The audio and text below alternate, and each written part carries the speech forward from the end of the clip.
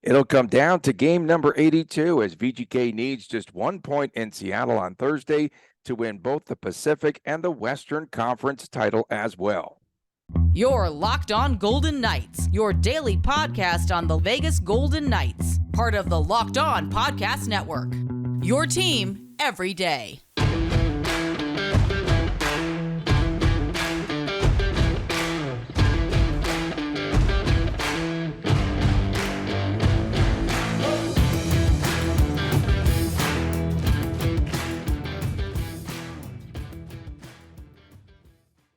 Hi again, everyone. I'm Tony Cardasco along with Chris Kollick. You could find us on Twitter at Tony Dasco, at TD Chris G, at Locked On VGK, and also find us on the YouTube channel. That is Locked On Golden Knights. We are brought to you today by Game Time. Download the Game Time app, create an account, and use the code LOCKEDONNHL for $20 off of your first purchase. So, Chris, VGK with that convincing win over Seattle last night on the first leg of the home and home. And speaking of legs, Seattle had none. They had none at the tail end of this back-to-back, which was just stupid. And so the VGK second line dominated with Michael Amadio scoring twice, and he added a helper, Riley Smith, also with a goal, and a couple of assists for William Karlsson. And so now the Golden Knights will be traveling to Seattle for Thursday's game. And the Kraken literally ran out of gas from the end of the first period into the second and third. In the third period, there was absolutely, I don't know if you noticed this, but there was no checking, nothing. They wanted to preserve their bodies, I guess, for the big showdown game coming up on Thursday. They conceded. And then meanwhile, unbelievable, the Oilers defeat Colorado on the road in overtime on the Bouchard power play goal. That game, what's been amazing is the race. If you don't enjoy this race, you're not a big fan. I'm loving this race because every time VGK wins, Edmonton wins. And then Edmonton will post a win earlier, and then VGK has to counter. This has been just tremendous. And so now we've got the Golden Knights needing just 1 point to clinch the Honda Pacific and the Clarence Campbell Conference race, the Pacific and the West. It comes down to that, the final game coming up on Thursday. It would be nice if they can carry the Campbell Bowl off the ice, come playoff time, if they can win the West. But that's putting the horse or the carriage ahead of the horse. I don't care. Yeah, whatever. The horse before the cart. But good point about Seattle. They definitely were tired and they turned it off. Long stretches of the game without shots on goal. And shout out to myself for having Amadio as one of my locks of the night last night, who I did, but that was literally a luck shot. I mean, I literally just pulled a number out of the hat pretty much. But hey, listen, it's a W. We'll take it and we'll move forward. You're going to see a different Seattle team on Thursday.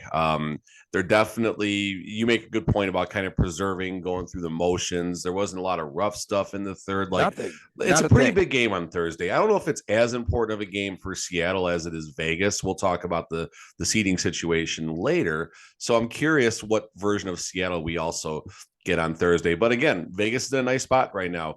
Neither one of us had them competing for a division title. Maybe late in the season, we felt the team would kind of turn it on and secure the second or third spot.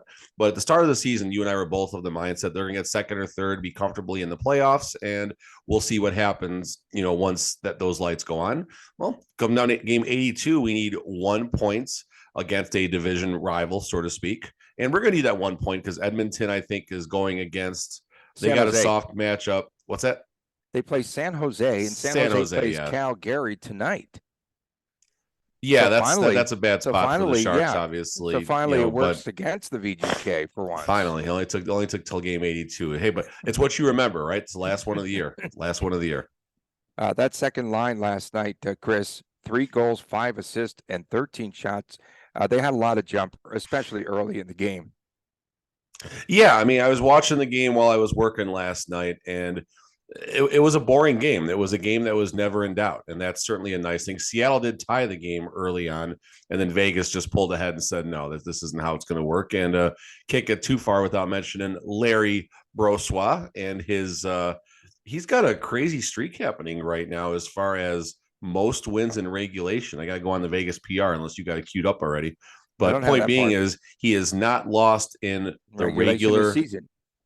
Yeah, he has This not season. lost in regulation this season. That is absolutely phenomenal. 4 It's a straight small wins. sample size, but the sample size is getting bigger. He's got 9 starts now, I believe. Right. No, he's done very well, and he's mostly secured now the net for the playoffs. So, whereas I thought Jonathan Quick might get that start about 2-3 Early on, weeks I would ago. agree with that. Yeah, now it's going to be Larry Brosma, who had 20 saves on the night last night. VGK, the only miscue, the Riley Smith turnover.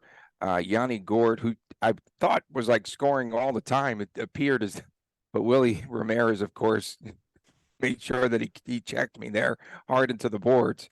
Said it was just his second goal against VGK. But VGK did not manage the puck well, and then after that, it just got easier. Team wore down. They went with Joey Decord in net, which we thought would happen. Martin Jones is still hurt, and I think we'll see Philip Grubauer on Thursday night for the Kraken. It's going to be a different game. It's going to be a different game, but I don't know how much different it's actually going to be because of how the scenarios are going to play out. I'll save a couple of those nuggets for later, but generally speaking, yes. I mean, Seattle, they had a short road trip. It's not going to be that typical first game back from the road trip environment where they were on the road for 2 weeks. They've only been did a quick overnighter between Arizona and Vegas, and they're probably already back in Seattle and getting ready for the game. So Seattle's going to bring it on Thursday, no doubt about that. They're going to want to leave on a high notes, and Vegas 1 point secures 2 titles, so to speak. It gives us the best record in the West, which is at least home in the playoffs for 3 series, possibly 4, considering what happens in the East. Yeah, I was watching the Edmonton game. I was watching both games. I caught the end of it. That was pretty interesting. And we saw Connor McDavid drawing his league-leading 45th penalty to go on the power play. And then Edmonton, he's not fair in overtime. Lethal. He's not fair in overtime. It's just they're so lethal on the power play too. It's just been incredible since about what point after the All-Star break? I know since the first of the year, Edmonton's played perhaps the best hockey in the league, definitely in the West. But after the All-Star break, it appears as though VGK and Edmonton have matched each other game for game. Yeah, no doubt. What Edmonton's doing, it's a little sexier in the sense that I think they're like 13-0 and something, or 10-0 and something, or 12-0 and something. Whatever it is, it's absolutely amazing what they're doing. And no, it's, I mean, only argument, and this is for Edmonton and Vegas. Are they peaking at the wrong time? Are they, putting too much into the regular season, and all of a sudden, once the playoff comes, they're going to maybe limp in or not, be as rested? I mean, that's a good thing. Both teams off will be at least from Thursday until Monday, possibly Tuesday, depending on how the schedules are going to shake out. VGK played very fast. That stood out in the game. Second period again, leg weary Seattle could not keep up, outshot 15-4. And in the second, you could just see, okay, let's just come out of this game healthy. They just they waved the white flag. And I think that their approach was pretty smart. Decord hadn't been tested so much in net prior to last night, hadn't even started, I guess. And VGK last night had the power play goal. They are now 4 for 29 for their last 29 on the power play unit. It's still a concern for me. Was it a 5-on-3 or was it on the 5-on-4 portion of the power play? It was the 5-on-3. That's one of their first 5-on-3 goals, or a very small amount. Second one, Rangers was the last one. And Marchessault, yeah, they don't do well on the 5-on-3, oddly enough. So it's good to. I mean, Marchessault was actually in the perfect spot to get that rebound, so that was a good thing. And listen, any special teams goal is a moral victory of sorts right now. And the special teams, I'm sure we'll talk about that as it gets closer. If there's one thing that when I was talking with Gil from Locked On NHL yesterday, that was the one. Besides the health of the team, that was our Achilles heel, is going to be our power play performance in the playoffs. If the power play can be 1 out of 7, 1 out of 8, okay, at least there's something to work with there. If it's 0 for 10, 0 for 11, 0 for 12 in a series, it's tough to win a series without converting at least 1 or 2 playoff goals. It's really tough. When's your appearance with Gill going to happen? And hey, his you know what? I'm not sure when he's going to put that out there. It's he's hitting all the playoff teams, so I'm assuming there's probably going to be a package coming out Monday morning, but Monday or maybe over the weekend. NHL. I honestly don't know. Okay, and good luck to him and his Isles. Of course, they could secure. I'm recording something else with them on Friday as well. Once our playoff matchup is secured too. Very, very cool. We're in demand. We're in demand. We will be here, of course, especially if they win the entire West. I'm sure we'll get a lot of requests there. And so, I'll drop my Venmo. Michael Amadio said that the team was better on the forecheck. But can you, for a moment, just talk about his game and his progression with this system and under Bruce Cassidy? He's played very well. Amadio is the not to get too deep into segment 3. Amadio is the Swiss Army knife. Like he's that. Michael Amadio is that Allen wrench thing you get, but instead of it just having one Allen wrench on it, it's got like 7 or 8 different sizes on the tool you can use. So you always have the right Allen wrench for the right situation. That's Michael Amadio. You can put him on line 1. You can put him on line 2. You can put him on line 3. You can put him on line 4. He can perform and do a good, serviceable job in all of those spots. Obviously, line 3 to line 4 is probably a better spot for him. But if there is a situation where injuries or spark or whatever you may have it, if he is on line 1, it doesn't bother me one bit. I don't look at that and say, and not to rag on Kolesar, who couldn't even get a good playoff or a good breakaway shot last night. But, if Kolesar goes up on line 1, that's when you just, your hands, hit your head and you're like, oh, come on, what are we doing here? Which they did that last season with all the injuries. But Amadio can play anywhere in the lineup. He's performed. He's done. I don't have his stats directly in front of me, but just at the eye test, he is an awesome pickup. And again, Kelly McCrimmon, amazing job managing this roster, given the injuries, given every single circumstance, given the goalies. Clean year as far as having 12 forwards and 6 defensemen, always having a serviceable goalie available. Players like Amadio, Nick Waugh, those lower level players you don't think much of. Chandler Stevenson even, who, he's starting to at least wake up a little bit more. You're seeing some of his speed come back. So again, big credit for Kelly McCrimmon to have this team where it is and set up for success and needing 1 point to clinch the best record in the West. And they'll probably put them in about the top, 3 or 4 spots overall in the league too. Yeah, for sure. Coming up next, we'll talk about the Western Conference playoff picture. We'll get into things a little bit deeper when we return right here on Locked On Golden Knights. Buying tickets to your favorite events should not be stressful. Game Time is the fast and the easiest way to buy tickets for all the sports, for the music, for the comedy, and theaters near you. With killer deals on last-minute tickets and their best price guarantee, you can stop stressing out over the tickets and start getting hyped for the fun that you will have at these events. So make sure that you check out the Game Time app. Some of the things that I like about the Game Time app experience, well, they have the flash deals and last-minute tickets. That's always good when you're standing outside of T-Mobile Arena, and that's a good way. It's a little hack there to get into the games late. You can find and buy tickets late, and you could buy them for every kind of event in our area. And they also have images of seat views, which is real important to me. I want to see where I want to sit and where I'm going to sit at each one of these events. So Game Time is the place for last-minute ticket deals. Forget about planning months in advance. Who does that, especially in Vegas? Game Time has the deals on tickets right up until the day of the event. So buy your tickets in a matter of seconds. You just do a couple of taps, and you are all set. You see that? I was doing taps right there. I did see that, Tony. Careful, don't hit your screen. Actually, you don't got a touch screen. You're fine. Okay, we should be fine. And then the tickets are sent directly to your phone, and you never have to dig through your emails. So snag the tickets without the stress at Game Time. Download the Game Time app, create an account, use the code LOCKEDONNHL for $20 off of your first purchase. Terms apply. Again, create an account and redeem code LOCKEDONNHL for $20 off. Download Game Time today. Last-minute tickets, lower prices guaranteed. Welcome back to Locked On Golden Knights. Tony Cardasco and Chris Golick. We come to you from Las Vegas, your team every day. We appreciate you tuning in, and we thank you for also chiming in on our Twitter feed at Locked On VGK. They always like my predictions and my picks. They are spot on each and every game. I think that's what they enjoy the most. And our YouTube channel, Locked On Golden Knights. Yes. You're resigned. You make me look good in that regard, Tony.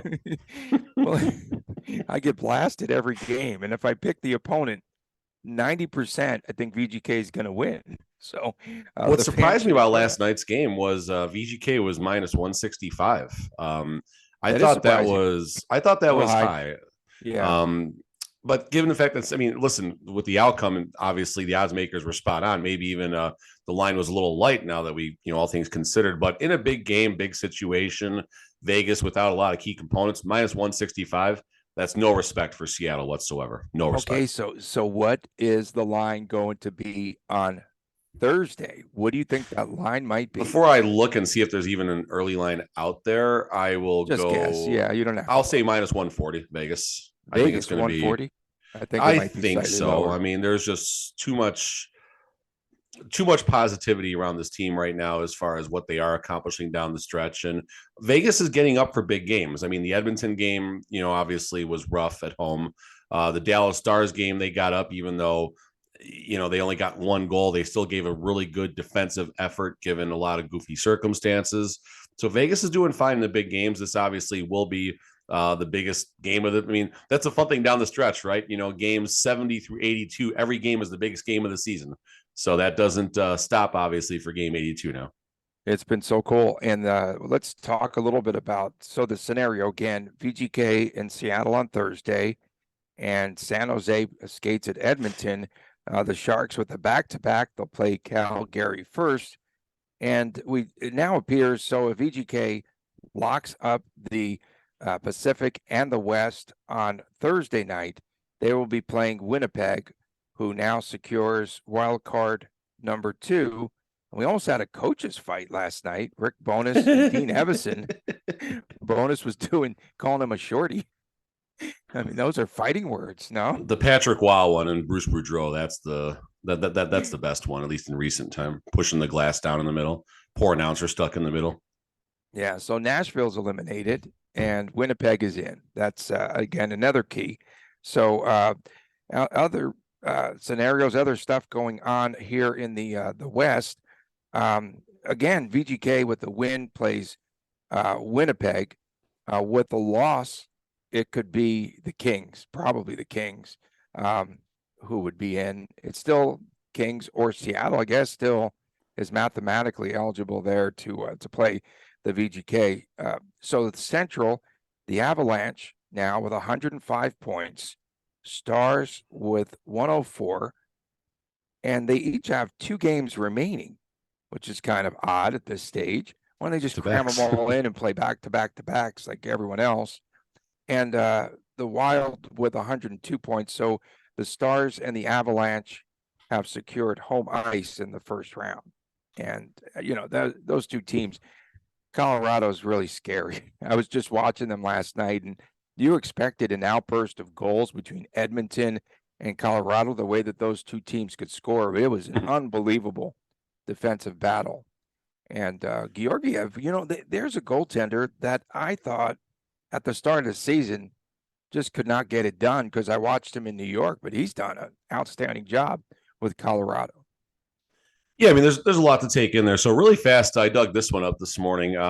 Looking at the East, first of all, the Islanders aren't guaranteed. Islanders got to get. They need to win. If they win and Pittsburgh loses, they're safe. If the Islanders lose and Pittsburgh wins in regulation, the Islanders would be on the outside looking in.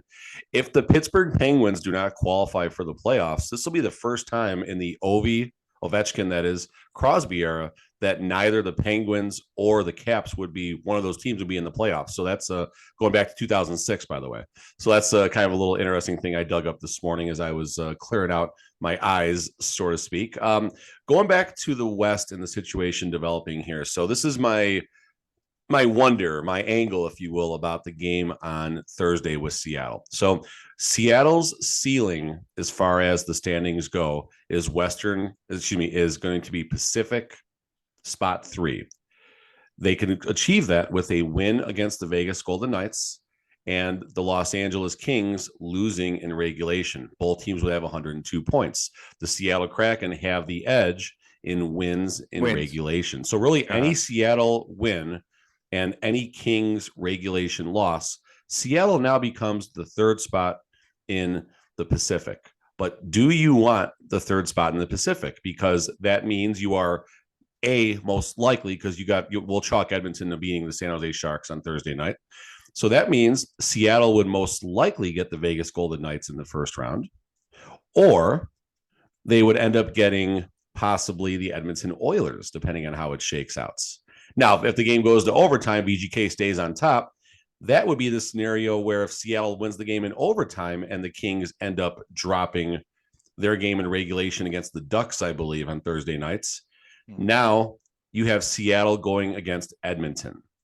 I would not want to play Edmonton any way, shape, or form. If I'm the Seattle Kraken, I'll take the winner of the Central. I'll take it if it's Colorado. I'll take it if it's Dallas. I feel my team has a better chance to out one of those 2 teams than the Edmonton Oilers or the Vegas Golden Knights. So that's why I almost wonder what version of Seattle we're going to get on Thursday. I mean, who wants to go against the Edmonton Oilers right now? No one. No one wants to go against the Oilers. You mentioned, just how the defensive sides of that team's game is going right now. Edmonton's winning games 2-1. They're winning games 3-1. In the games where they're scoring a lot more goals, they're still holding their opponents to 1 or 2 goals. So this is the scariest and most lethalist Edmonton Oilers team I've seen in the McDavid era right now. If they continue this, if they keep playing this defense, I don't care where Vegas finishes in the Pacific and the Western Conference.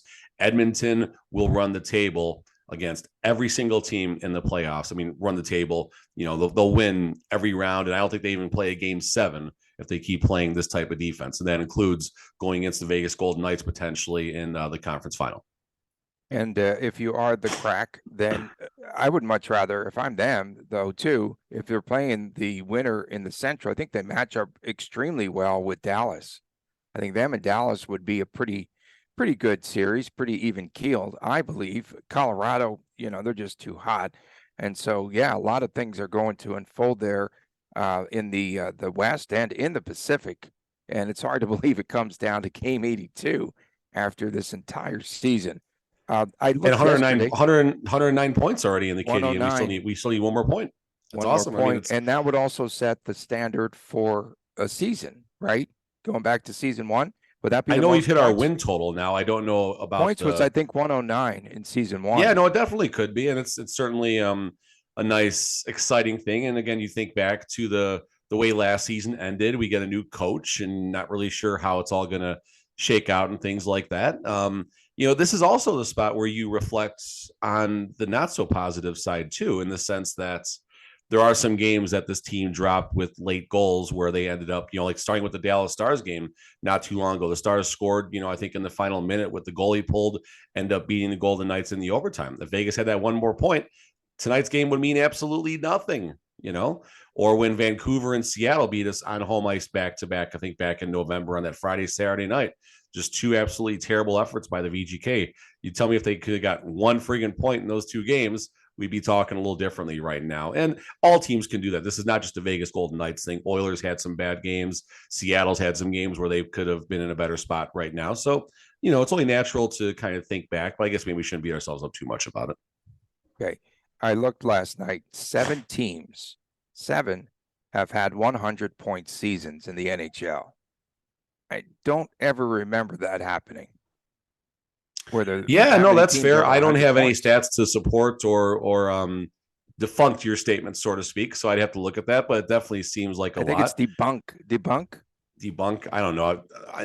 I won't give the clue in case we do have any other Wordle experts out there, but it's like another fake word. Like, there's the Wordle. Anyone play Wordle out there? Today's word was dumb, by the way. It was stupid. No, it was terrible. The whole Wordle's fun. It's a good brain exercise. It takes about 5 minutes to do, and it gets you going in the morning. It wakes you up a little bit, and although my wife tells me the last two words the previous days were What's today's word? Snap. Today's word? I don't want to say it in case people play it. I don't want to say it because there's only one word. I'm not going to say it. Okay. It's important to the Wordle nerds out there, including myself. But yesterday's word was snafu, SANAFU. And my wife says I never, ever said that word. And I can't remember what the previous word was, but it was another word my wife says I never use. I said I use it all the time. You just don't listen to me when I talk. And then we had a fight, you know how that goes.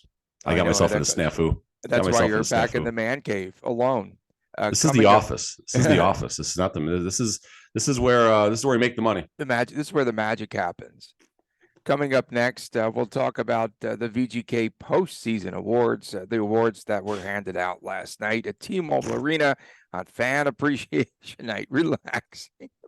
We'll return with more right after this. You're listening to and watching Locked On Golden Knights. Welcome back to Locked On Golden Knights. Thanks for making us your first listen. And for your second listen, you might want to check out our Friday edition of WTF What the Friday. Of course, it might happen right now, Tony. It might happen right now. It's never too early, never too soon. No, it's definitely not too early. You do it right now. So you already have a WTF? Yeah, the awards ceremony. So you don't like the awards, huh? At the end of the season and the signed jerseys. It's fun. Like the jerseys off the back for the fans are cool, and all the crazy prizes they give away. Like all that stuff is super fun. What prizes did they give away? I didn't see any of that. Someone got a car last night. I don't know if it was like a shoot the puck type of thing, or if it was one of those things where they like give 10 people a key. Whoever turns the car over wins it, something like that. Nice. They're constantly awarding prizes throughout the game, usually like flights and stuff like that. So, I mean, they do a good job celebrating, the game and stuff like that. And I thought it was a nice touch, Vegas. They highlighted 4 season ticket members on their Twitter, just with some background about them and stuff like that. So it's a nice celebration. And I will say, before I do start a little tangent here, one of my favorite memories going back as a Vegas Golden Knights fan was actually the season 1 fan appreciation game. That was the game where William Karlsson scored that magnificent between the legs goal against Martin Jones, of all people. And the Vegas Golden Knights went on to win and clinch the division. And it was cool. They did the award ceremony at the end of the game and all that. And then afterwards, the players were just like throwing T-shirts out and stuff like that. Like the players were on the ice for what felt like up to almost 20, 25 minutes after the game, just hanging out. So it was just a fun celebration. So let's not get lost in the shuffle that it is a nice night, I guess is what I'm trying to say. And your guy Vegas Bjorn kicking the pillow into the stands. I caught that too. Yeah, I'm surprised he didn't pull a hammy there. Yeah. So the first star was not a surprise to us. Jack Eichel, number 1. Yeah, that's fine. How do you think that sits with his teammates? I'm just curious. I don't think Jack Eichel cares, let alone the teammates. No one cares. I don't think he cares. So Jay Cutler, don't care. Riley Smith wins the Vegas Strong Award, and as you know, I'm involved with the Battle for Vegas softball game, and through his efforts, they've raised over $550,000 the past 3 years. So that's exciting, and we'll be back out there again this year in July. That's going to be that was so much fun last year. It really was. I loved starting from the moment those parachuters jumped in. I thought they were going to bounce off the scoreboard they came in a little hot. They came in a little hot. What about the flyover? So one of the pilots, I have the best video of the flyover, and I was hanging out with one of the pilots afterwards, and I said, "Wow, that was really cool." I got a little video too. You guys, that was awesome, whatever. I showed it to him. He goes, "Send that to me. That's amazing." So my videography skills are pretty good too. In addition, to being with a flip phone too, it's really good. With a flip phone. With the flip phone. William Carrier gets the 7th man of the year, 25 points, 16 goals. That's the tilt. Career highs, right, for him. Sure, but he's played 60% of the season. Like, it's Michael Amadio. Come on, that's the one spot where I think the fans might have voted on that one, if I'm not mistaken. Did the fans? Or no, they last minute I put it up on our Twitter feed. Yeah, it's the one that the fans voted for sure. Yeah, I mean, listen, Carrier let's not get lost on the path Carrier was on, and who knows if we see him in the rest of the season or not. I hope we certainly do. It'd be really good for the team to to get him back. And if he would have played a full season, by all means, he's the 7th player award. But the nominees, it was Carrier, Amadio, Logan, and who was the 4th? Was it Waugh or something? Hill. Okay. So how do you put the starting goalie in the like comparing in the NBA? Like this is a ripoff of the NBA, the sixth man. The sixth man is the first player off the bench usually that gets 15 points and sparks the team every night. Logan Thompson is not the first player off the bench. He's the starting goalie. That was a dumb person they have there as a nominee. He's the first player off the ice, not the first player off the bench. Sure, whatever. Aiden Hill, now I could see that argument because he's the backup goalie. But again, he's been out for probably 35 games of the season, 30 games of the season, something like that. Amadio by default has been health. I don't think Amadio's missed a game for health reasons the entire season. He's been a healthy scratch here and there, but he's probably played. What's the over-under for Amadio games played? 68 this season?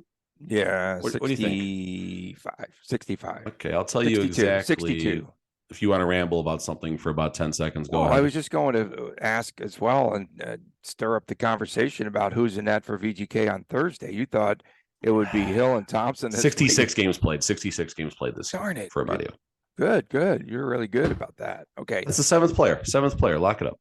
So Brossois, this is his net now. Moving forward, this will be his net.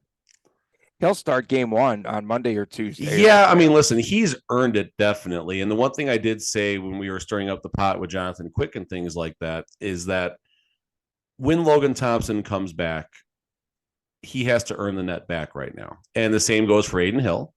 The same goes for Brossois. And he has earned the net right now. Jonathan Quick is there. Jonathan Quick is there if needed. And there's a good chance we've seen Jonathan Quick's last game ever as a Vegas Golden Knight. And it's not a bad thing.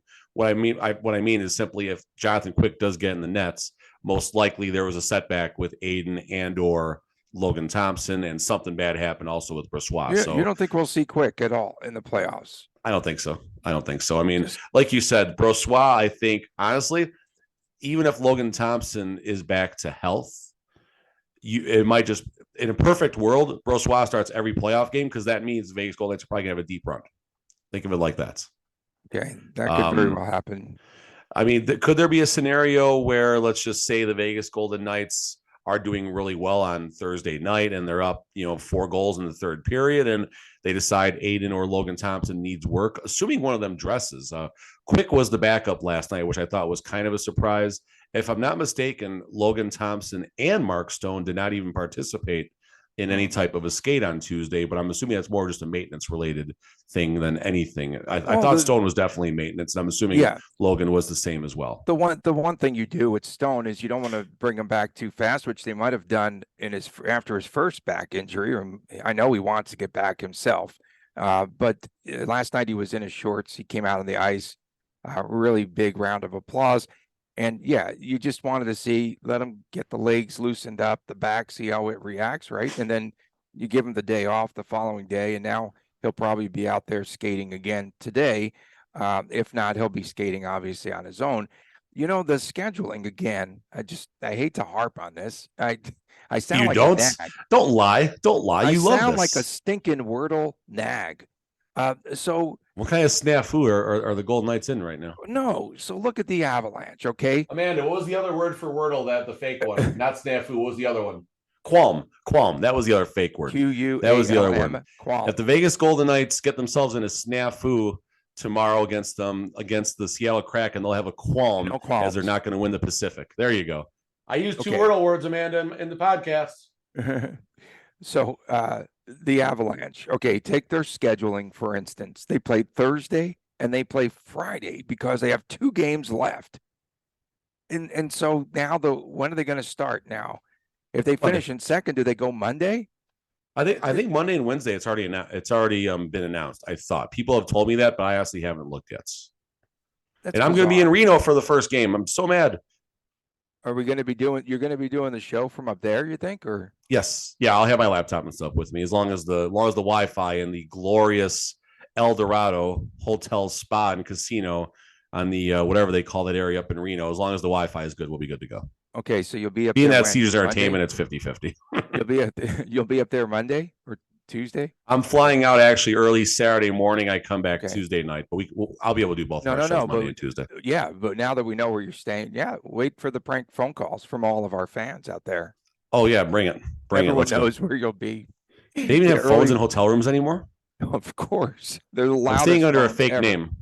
I'm under a fake name. My fake name is going to be... I always forget his name. Okay. The first player that Sid retired Bream? a Vegas Golden Knight. Whatever. Okay. We appreciate everyone tuning in. We thank you all. And thanks for making us your first listen, your team each and every day. It's going to be an interesting run here the next few days. Of course, tomorrow, the big game against Seattle, and then into the playoffs. And again, this has been a fun time. I can't believe that you and I have coexisted here for 81 games. Holy smokes. The fact that we're on the other far apart in the valley and from a screen is about as close as I need to get to you. From a man, Chris Kolick. Take care, bro. I'm Tony Cardasco. Have a great day. We'll see you tomorrow right here on Locked On Golden Knights.